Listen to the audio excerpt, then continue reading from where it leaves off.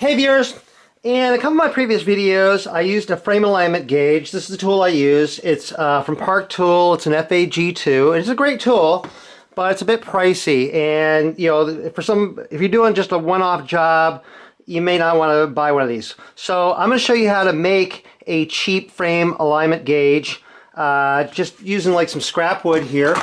I had this scrap wood here. This is pine, and it's about 1 3/4 inch wide, 3/4 inch thick. And when what you do definitely want to have a piece that's straight. So when you look down it, you want it to be nice and straight. I cut this piece to be 29 inches long, and I drilled a 5/16 inch hole in the end here. And I just kind of rounded it off. That's not really necessary. And none of this stuff has to be exact. Just make it so it works. This part here is about 12 inches long. And again, I drilled a 5/16 inch hole in each end and kind of rounded it off. And again, that's not necessary. This part here is a little thin piece of aluminum bar. It's 5 inches long up to the point here. And it's about 3/4 inch wide. It was just something cheap that was lying around. And I drilled a 5/16 inch hole in there. I cut it off at a 45-degree angle here, and I put it on a grinder just to kind of round the tip off there so it wasn't sharp, because I didn't want it to scratch the paint. So I've got that. I have two 5/16 inch carriage bolts. One is 2 inches long, the other one is 1.5 inches long. I got a couple washers and a couple wing nuts to fit those bolts. So to put this thing together, just take this part here, the 12-inch part, and stick the carriage bolts up through there from the bottom.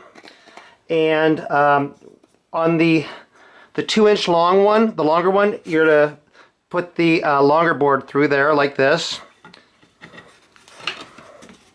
Slide a washer on, and slide and screw a wing nut on there. And the wing nuts just is nice because it makes it easily adjustable. And then I'm going to take the little aluminum bar here, and I'm put it on here like this, and put a washer on and a wing nut.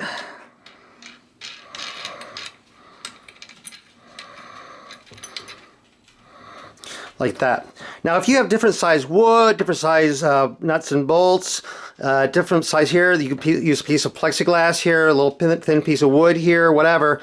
That's okay. None of this needs to be really exact. You do, however, want this part here to be straight like this. That will add accuracy to it. If you have the choice to use like a hardwood like oak, that'd actually be a pretty good choice. Just make sure it's nice and straight.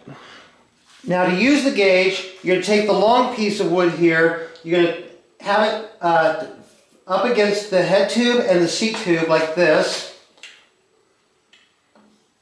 And so it's tied up against both. And then loosen the little aluminum part and move this in so it just touches the dropout there, and then tighten that down into place. So you want that so it's just barely touching that. So this is touching here, and just barely touching here. Like that. And then repeat the process on this side. So you have this up against the head tube, the seat tube, and then look down here. Now if the frame is in line, this will again just be barely touching the dropout, but there's actually a gap there.